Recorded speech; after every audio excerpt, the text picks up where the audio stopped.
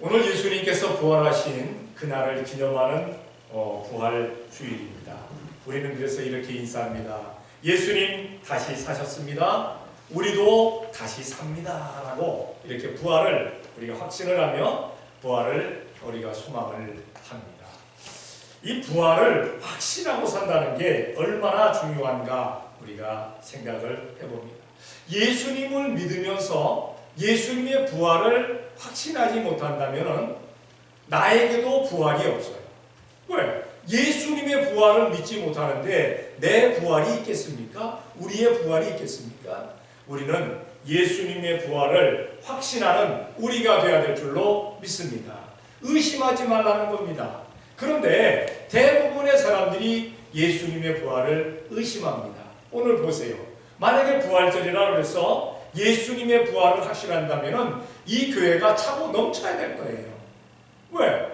확신하는 사람들이 더 많다면 의심하는 사람이 많고 믿지 아니하는 사람이 많으니까 오지 않는 겁니다.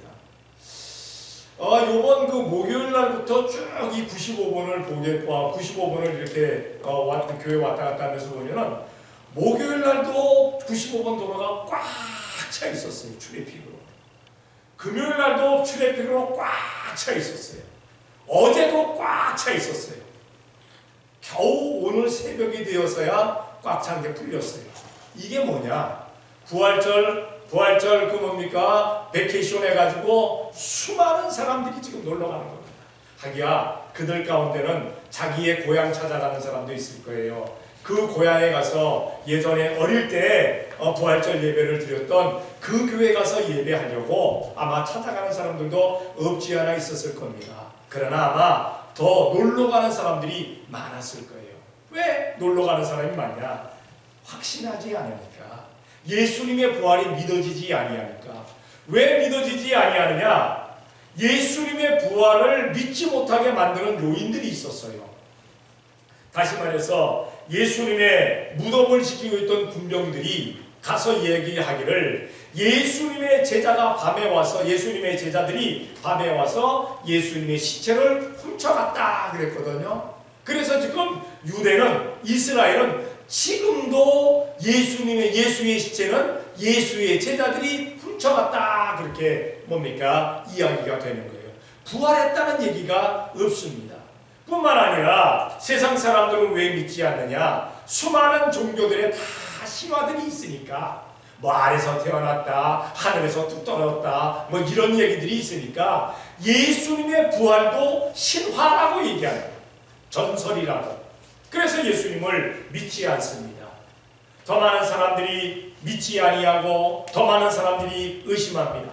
뿐만 아니라 교회 나와서 예배하는 사람들조차도 부활을 확신 못하는 사람들이 많아요. 예수님의 부활을 의심하는 사람들이 많아요.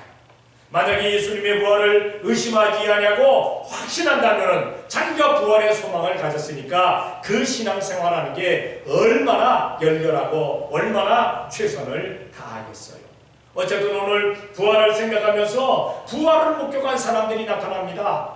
부활을 의심하고 부활을 믿지 아니하고 부활을 가짜로 얘기하는 사람, 자기들이 무덤 문이 열리는 것을 봤으면서도 예수님의 시체를 훔쳐갔다고 거짓말하는 그런 종자들도 있지만은 그러나 부활을 목격한 사람들이 나타납니다.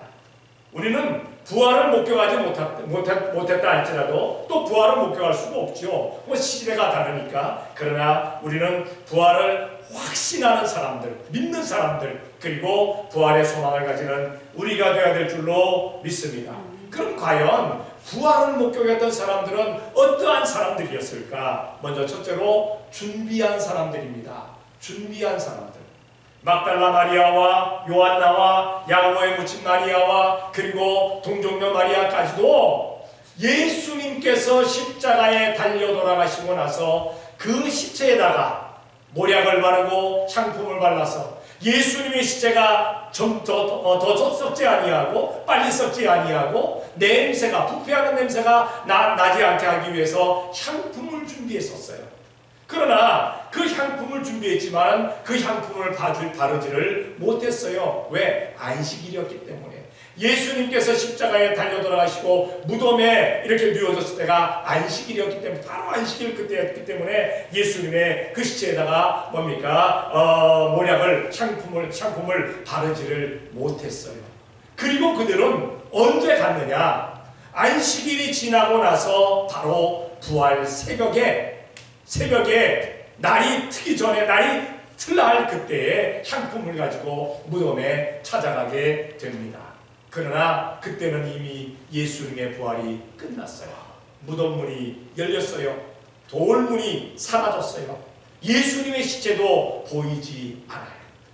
시체가 보이지 아니한다는 것은 유대인들의 말 맞다나 훔쳐갔던가, 아니면 그 시체가 살아나서 다른 곳으로 간 겁니다. 시체가 없다는 겁니다. 그래서 무덤을 뭡니까? 부활을 목격합니다. 뿐만 아니라 제자들도 역시 마찬가지입니다. 제자들도 사실은 준비를 하고 있었어요. 한 곳에 모여서 준비를 하고 있었던 것을 보게 됩니다. 준비하지 아니하고는 예수님의 부활을 목격할 수가 없습니다. 없었어요. 이렇게 준비한 사람들, 신앙생활하면서 잘 준비한 사람들이 우리 예수님의 재림도 맞이하게 되어질 줄로 믿습니다. 오순절 마가다락방에서 성령님을 체험했던 사람들은 어떤 사람들입니까? 바로 성령님 체험을 위해서 준비했던 사람들입니다. 예수님께서 분명히 말씀하시기를 내가 이제 가면 보혜사 성령님을 너희들에게 보내줄 것이다. 성령이 너희에게 임하시면 너희가 권능을 받고 예루살렘과 유대와 사마리아와 땅까지 이르러 내 증인이 되리라 하신 그 말씀을 믿고 준비하면서 기도했던 사람들, 예수님께서 부활하신 것 보고 나서 하루, 이틀, 사흘, 나흘, 열흘 동안 그 자리에 모여서 기도하고 준비했던 사람들이 바로 성령님 충만함을 체험하게 됩니다. 그리고 그 성령님 준비한 그 사람들뿐만 아니라 성경에 보게 되면은 또한 고넬료라는 백부장이 나오는데, 이달리아대의 백부장이 나오는데, 이 사람은 이방인입니다. 그런데도 불구하고 온 가족과 그 모든 부하들까지도 성령님으로 충만하게 체험받게 됩니다.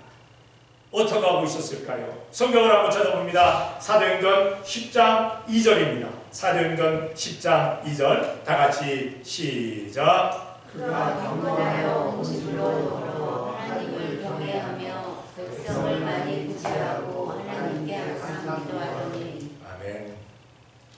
고넬료는 예수님의 부활을 목격하지 못한 사람입니다.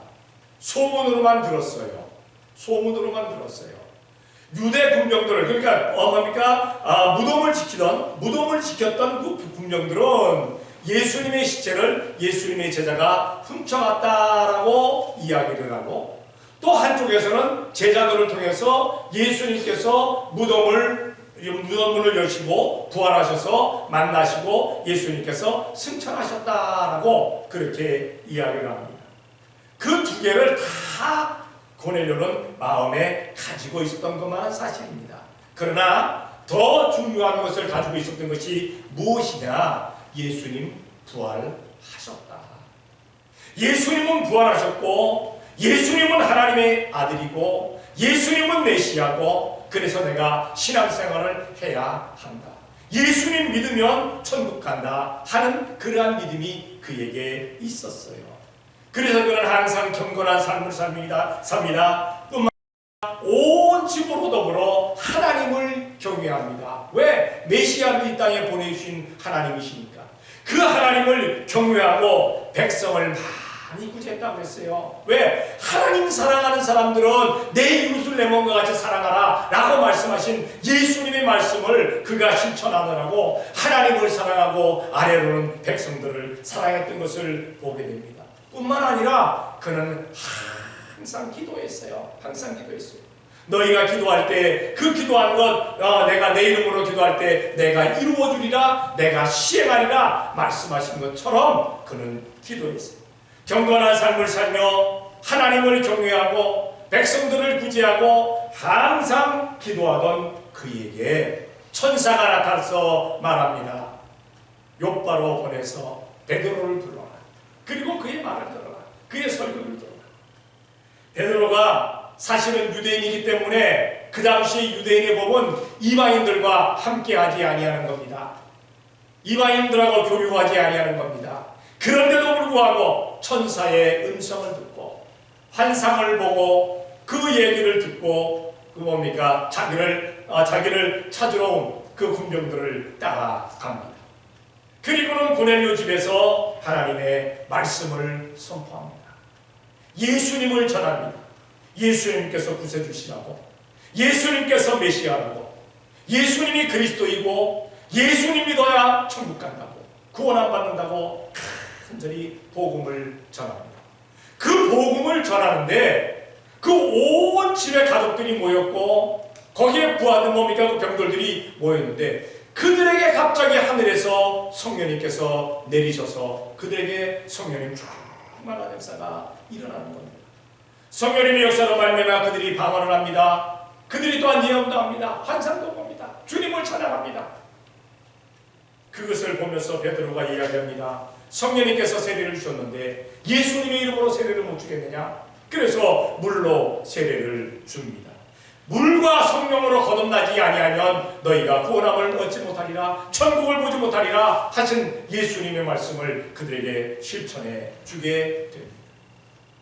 준비하게 될 때 하나님께서는 이스라엘 백성이다, 아니면 이방인이다, 남자다, 여자다, 노인이다, 소년이다 가리지 않습니다. 구분하지 않습니다. 어느 나라 백성이든지 구분하지 아니하고 성령님께서 역사에 주시는 줄로 믿습니다. 은혜 허락해 주시는 줄로 믿습니다. 그리해서 이제 온 고넬료의 가족과 그리고 그 모든 병들들이 바로 예수님의 이름으로 구원 안 받는 것을 보게 됩니다. 우리는 준비해야 되는 줄로 믿습니다. 과연 나는 무엇이 부족한가? 신앙생활하면서 내가 과연 나에게 부활해야 될 것이 무엇인가? 기도하는 것이 부활해야 될까? 찬양하는 것이 부활해야 될까? 아니면 봉사하는 것이, 헌신하는 것이, 아니면 전도하는 것이 나에게 부활해야 될까? 믿음이 나에게 부활해야 될까? 이 부활절을 맞이해서 부활되게 해달라고, 일어서 다시 소생되게 해달라고 기도하는 우리가 되어야 될 줄로 믿습니다. 반드시 우리 주님께서 역사해 주실 줄로 믿습니다. 그리고 이제 준비한 자들에게 이렇게 그들이 예수님의 부활을 목격한 것뿐만 아니라 두 번째로 최선을 다하는 사람들입니다. 부활을 목격하기를 원한다면, 부활의 기쁨에 참여하기를 원한다면 우리는 신앙생활에 최선을 다해야 될 줄로 믿습니다. 사실 코로나가 터지기 전까지만 하더라도 부활절이 되게 되면요, 교회들마다 새벽에 그냥 부활절 예배하느라고, 부활 새벽 예배하느라고 어떤 교회들은 한 번만 하지 않아요. 몇 번을 합니다. 제가 메릴랜드에 있을 때 저희 교회는 그리 크지 아니해서 한 번만 하면 되는데 저희 바로 옆에 있는 미국 교회가 굉장히 큰 교회입니다. 그러니까 한 번 하지를 않아요. 아마 거기는 3번인가 있어요. 3번인가. 제가 알기로는. 그래가지고 밖에서, 그것도 야외에서 하더라고요. 야외에서. 안에서 하는 게 아니라 부활절 새벽에는 특별히 야외에다가 십자가 이렇게 다 해놓고 불 켜놓고 야외에서 하는 것을 봤습니다. 그런데 이 코로나 시국이 되어지고 난 다음에 부활의 그러한 행사들이 많이 없어진 것만은 사실입니다만, 어쨌든 우리가 기억해야 될 것은 우리 예수님의 부활을 우리가 더욱 목격하고 또 예수님의 부활에 우리가 함께 참여하기를 원한다면 최선을 다하는 우리가 되어야 될 줄로 믿습니다. 오늘 본문에도 보게 되면 이렇게 최선을 다하는 광경이 나옵니다. 4절에 보니까 둘이 같이 다름질하더니 그 다른 제자가 베드로보다 더 빨리 달려가서 달아나서 먼저 무덤에 이르러 라고 말씀하고 있는 것을 보게 됩니다. 둘이 달려갔다. 여기에 두 사람은 누구누구냐? 하나는 베드로, 하나는 요한입니다. 예수님의 제자 가운데 대표적인 인물입니다. 그런데 베드로는 나이가 좀 더 들었고 요한은 좀 더 나이가 덜 들었습니다. 하기야 뭐 한두 살 차이의 나이라면은 뭐 다름질 하는 데 대해서 뭐 그렇게 누가 빨리 가느냐 늦게 가느냐 그런 것이 없겠지만 아마 요한이 다른 박제를 너무 달리기를 잘했던 것 같아요. 젊기도 하고 아마 다른 박제를 잘한 것 같아요. 그런데 신기하게도 요한이 먼저 달려가서 무덤에 이르렀습니다. 그래서 돌문이 무덤에서 옮겨간 것을 먼저 보았어요. 그런데 요한은 무덤 속을 들여다보지를 않았어요. 먼저 도착했는데도 불구하고 무덤 속을 들여다보지를 않고 있습니다. 그런데 그 뒤에 따라온 베드로가 늦게 왔지만 헐레벌떡 와가지고 요한은 들여다보지 않았는데 베드로는 들여다봅니다. 무덤 속을 먼저 들어가서 들여다봅니다. 보니까 예수님을 누웠던 자리에 예수님이 시체가 없어요. 예수님이 입으셨던 그 세모파가 개어져 있고 예수님이 머리를 쌌던 수건이 따로 이렇게 개어져 있는 것을 보게 됩니다. 최선을 다해서 달려와서 무덤에 들어와서 요한보다 먼저 베드로가 예수님께서 안기신 것을, 다시 말해서 부활한 그러한 것을 보게 됩니다. 우리가 믿음의 신앙생활을 할 때 우리는 최선을 다할 수 있는 우리가 되어야 될 줄로 믿습니다. 사람들마다 최선이 달라요. 어떤 사람은 조금만 해도 너무 힘든 사람이 있어요. 그런 사람은 그게 최선입니다. 어떤 사람은 많이 하는데도 그렇게 힘이 안 든 경우가 있어요. 그러면 좀 더 해도 돼요. 우리가 사람마다 최선이 다른데 최선을 다하는 그러한 사람들이 바로 예수님의 부활을 목격한 것을 보게 됩니다. 사도 바울은 어땠을까요? 사도 바울은 사실 눈이 별로 좋지 않았어요. 안질 때문에 많은 고통을 받습니다.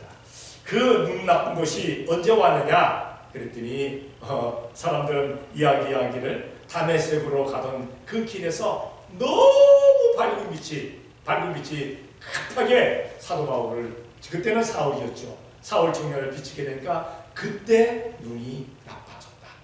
그래서 그는 평생 동안 눈 때문에 힘들어했어요. 눈 때문에 아파했고, 눈 때문에 제대로 작은 글씨는 보지도 못했고, 그래서 그는 성경마다 뭐라고 얘기합니까? 내가 이렇게 큰 글씨로 너희에게 쓴다. 큰 글씨로 쓴다는 말은 뭡니까? 나는 작은 글씨를 보지 못한다. 내가 읽지 못한다. 라는 그런 얘기입니다. 그렇게 눈 때문에 고생을 했고, 심지어는 성도들이 사도 바울이 너무나도 눈 때문에 고생을 하니까 눈이라도 빼가지고 내가 사도 바울에게 주기를 원한다라고 성도들이 얘기를 했어요. 얼마나 그 눈 때문에 고통을 받았습니다. 뿐만 아니라 사도 바울은 곱추였었다고 그래요. 곱추였었다고. 얘기가 왜 곱추였냐 그랬더니 말 타고 가다가 그때 다메섹으로 말 타고 가고 있었는데 떨어져가지고 말 위에서 떨어지면서 이 목뼈를 다쳤다. 그래서 그는 곱추가 되었었다. 그래서 그 곱추 때문에 많은 어려움을 당했다. 사실 사도 바울은요, 성경을 보게 되면은 많은 병으로 그는 어려움을 당하고 있어요. 이런저런 병. 다시 말해서 사도 바울은 걸어다니는 종합병원이었어요. 고치는 종합병원이 아니라 자기가 병 들어 있어갖고. 그런데도 참 감사하게도 자기는 병 들어서 빌빌빌 거리면서 골골골 하면서 환자들은 또 기도해주면 환자들은 낫어요. 자기는 낫지를 못했어요. 그래서 사도 바울은 평생 선교하면서 바로 자기의 동역자를 누구를 두었느냐? 누가를 두었어요. 이 누가는 어떤 사람이었냐? 의사였어요. 의사였기 때문에 사도 바울이 아플 때마다 그를 칭찬해주고 그를 진단해주고 그에게 약을 지어주고 이래서 사도 바울이 선교할 때 굉장한 도움을 주었고 사도 바울의 마지막까지 함께했던 동역자가 바로 누가입니다. 이 사도 바울이 무엇하고 고백을 합니까? 빌립보서 3장 14절입니다. 다 같이 시작. 그때를 하여 그리스도 예수 안에서 하나님의 위에서 주신 부름의 상을 위하여 쫓아가라. 사실 사도 바울은 자기가 그렇게 힘든 상황 가운데서도 제자들보다 다른 사도들보다 더 많이 두들겨 맞습니다. 더 많이 옥에 갇힙니다. 사신의 하나가만 태장을 맞았고 돌을 맞아 죽은 것처럼 돼가지고 성 밖에 갖다 버렸고, 선교하는 동안에 강도의 위험을 받고 이방인의 위험을 받고 자기의 동족의 위험을 받고, 죽음의 그 고통이 얼마나 많은지 몰라요. 그런데도 불구하고 그는 고백하기를 내가 표대를 향하여 달려간다. 하나님께서 나에게 정하여 주신 그 하늘의 부름의 상을 위해서 내가 달려간다라고 그는 그렇게 고백합니다. 이제 나이가 들어서 거의 세상을 떠날 즈음에 마지막으로 빌립보 감옥에 갇힙니다. 빌립보 감옥에 갇혀서도 그는 무엇라고 고백을 합니까? 내가 기뻐하고 또한 기뻐하니 너희도 기뻐하라. 자, 평생을 주님을 위해서 살았는데, 죽을 똥 살 똥 정말 복음을 전하면서 살았는데, 감옥에 갇혀가지고 언제 죽을지 모르는 그러한 상황에서 과연 기쁨이 그렇게, 찬양이 그렇게 나올까요? 한마디라도 짜증 섞인 말이, 분이 나오지 않을까요? 그런데도 불구하고 사도 바울은 내가 기뻐하고 또한 기뻐한다. 내가 자정하는 삶을 산다. 내가 기도하는 삶을 산다. 내가 기뻐하는 것처럼 너희도 기뻐하라. 너희도 기뻐하라. 그렇게 그는 말하고 있습니다. 다시 말해서 최선을 다했습니다. 최선을 다. 그는 하늘의 상을 확신하는 사람이었습니다. 아마 전 세계에서 모든 기독교 역사상에서 사도 바울처럼 선교한 사람 없었을 겁니다. 지금도 없습니다.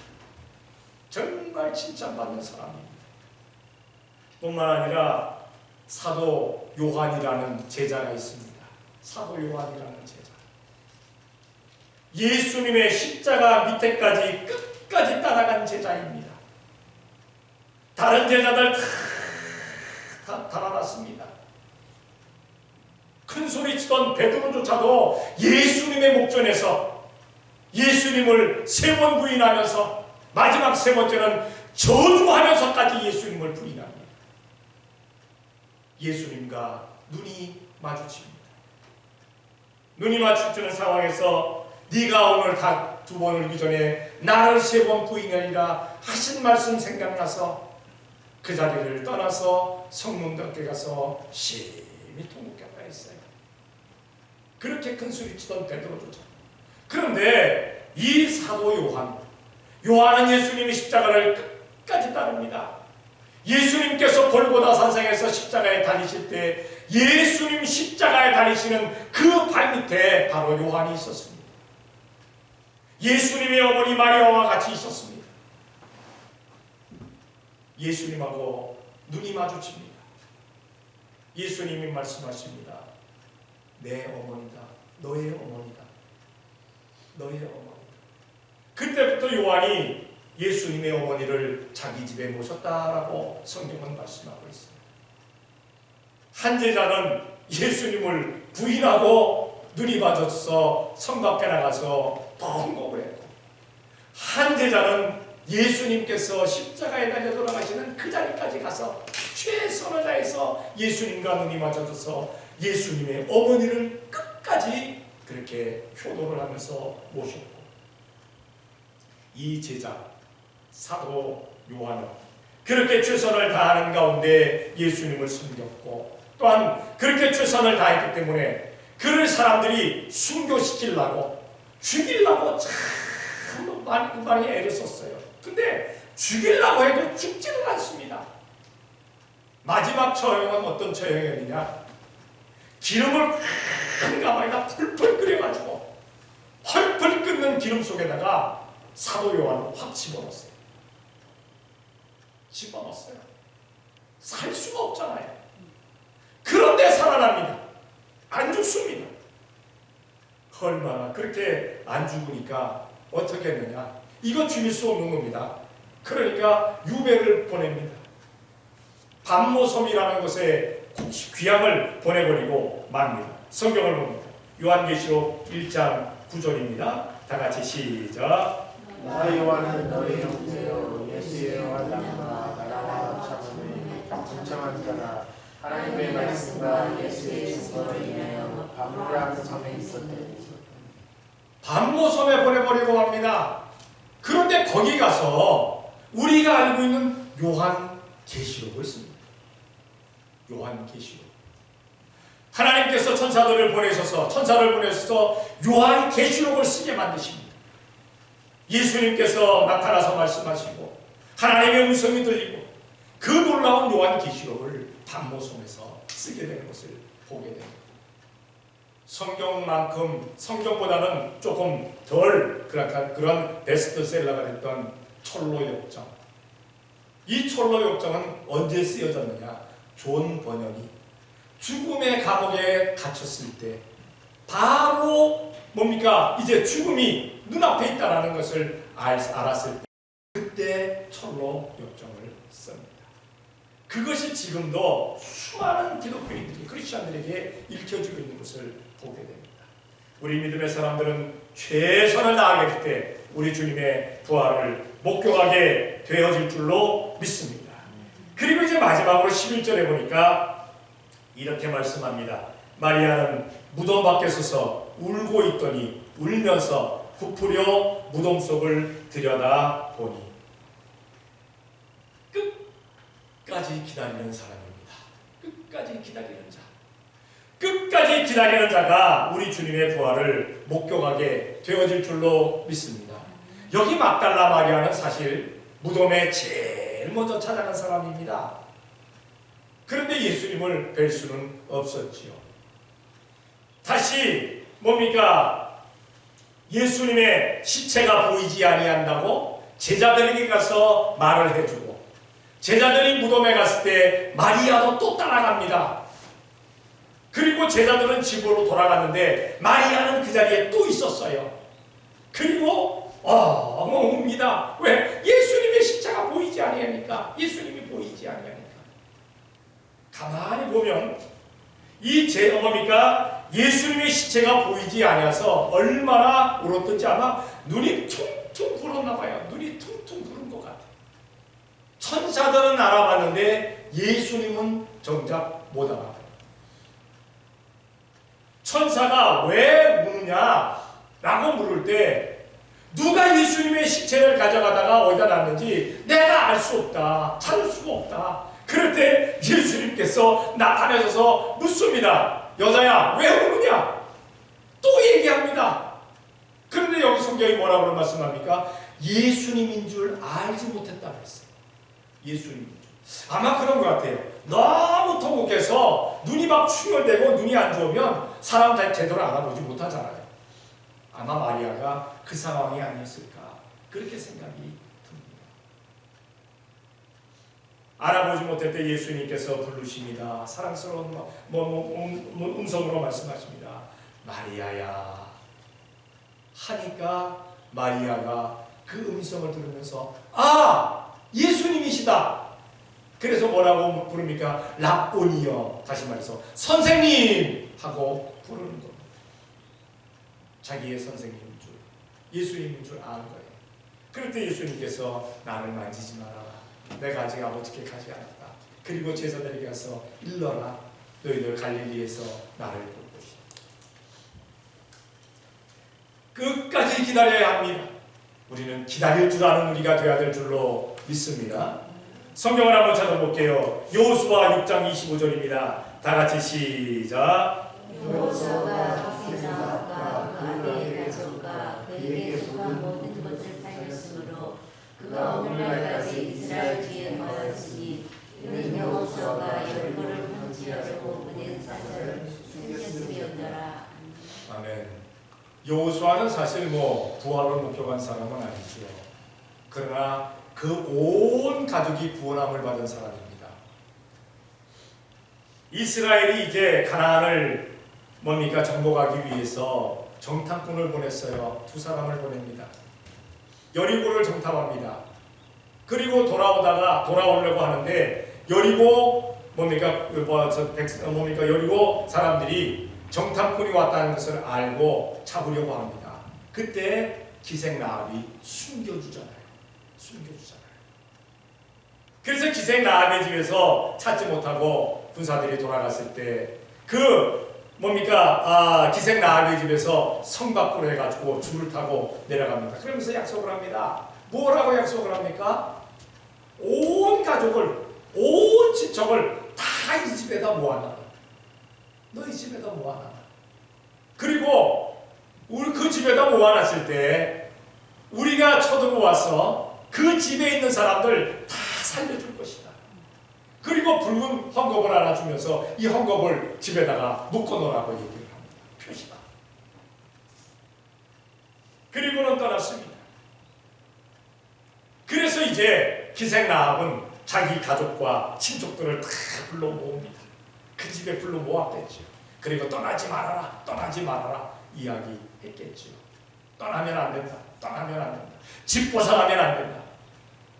근데 사실은 이 정탐꾼이 왔다가 가고 나서 하루 사이에 사건이 벌어진 게 아니에요. 산에 가서 한 2-3일을 숨어 있었습니다. 자기들 따라오는 여리고 군사들 때문에 2-3일이 흘러버렸죠. 그리고 가서 보고를 합니다. 그리고 이스라엘 백성들이 요단을 건넙니다. 그리고 이스라엘 백성들이 요단을 건너자마자 여리고를 그냥 쳐들어가지 않았어요. 하나님께서 할례를 행하라고. 그 요단 여리고 저쪽 보이는 그 광야에서 온 이스라엘 백성들은 할례를 행합니다. 거기서 또 며칠이 가잖아요. 그래서 할례를 주고 나서 할례가 다 나을 때까지 기다립니다. 할례가 나을 때 기다려서 그대로 쳐들어가지 않았어요. 하나님께서 말씀하시기를 6일 동안 하루에 한 바퀴씩 뺑뺑 돌아라. 10일에 7바퀴를 돌아라. 나팔을 불어라. 여호와를 위하여 소리를 지르라. 여리고성이 무너지리라. 적어도 10일 이상이 걸렸어요. 아마 성격 급한 사람 같으면은 이 10일 동안 그냥 한 군데 이렇게 모여갖고 있으면은 거기서 다툼이 안 일어나겠어요. 튀어나갈 수도 있어요. 튀어나가는 사람은 구원을 받을 수가 없었다는 사실입니다. 끝까지 기다리고 있을 때 그러나 그들은 여리고성이 무너지고 기생 라합의 집에 있던 모든 사람들이 다 약속대로 구원함을 받을 수가 있었다는 사실입니다. 성도 여러분, 이제 우리가 기다려야 될 것 하나가 있습니다. 예수님께서 오실 것이라고, 메시아로 오실 것이라고 오셨어요. 예수님께서 십자가에 달려 돌아가실 것이라고 달려 돌아가셨어요. 예수님의 부활이 있을 것이라고 있었어요. 예수님께서 40일을 계시다가 승천하십니다. 그러면서 말씀하십니다. 내가 너희가 본 그대로 다시 오리라. 그런데 아직 안 오셨어요. 우리가 기다릴 것은 재림밖에는 없습니다. 이 재림을 끝까지 기다릴 수 있는 우리가 되어야 될 줄로 믿습니다. 끝까지 기다려서 우리가 만약에 우리 살아생전에 우리 주님 안 오신다 할지라도, 우리는 무덤 속에 가 있을지라도 우리 주님 재림하실 때 우리는 다시 부활합니다. 또 끝까지 기다리면은 예수님 재림하실 때 우리가 재림을 목격할 수가 있어요. 무덤 속에서 예수님을 맞이하던, 살아생전 예수님을 맞이하던 얼마나 큰 영광입니다. 우리는 끝까지 기다릴 줄 아는 우리가 되어야 될 줄로 믿습니다. 준비한 사람들은 반드시 우리 예수님의 부활을 목격합니다.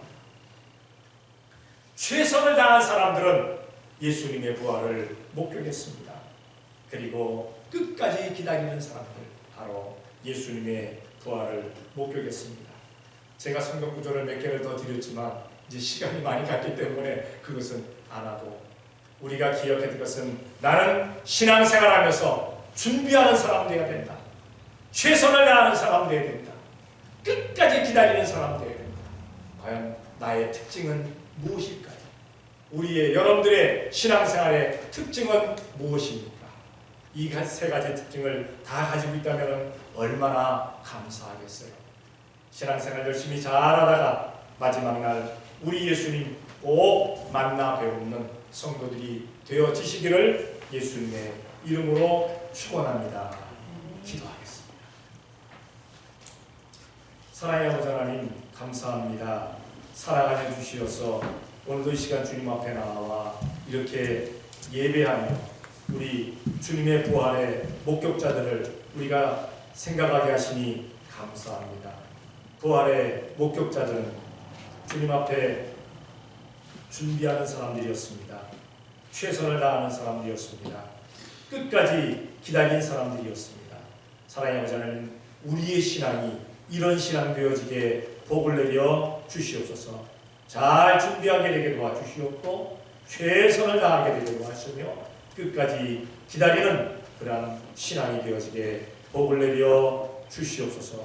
다시 오실 예수님을 꼭 맞이할 수 있는, 꼭 목격할 수 있는 우리 믿음의 사람들 되어지게 복을 내려 주시옵소서. 믿사옵고 예수님의 이름으로 기도 드리옵나이다. 아멘.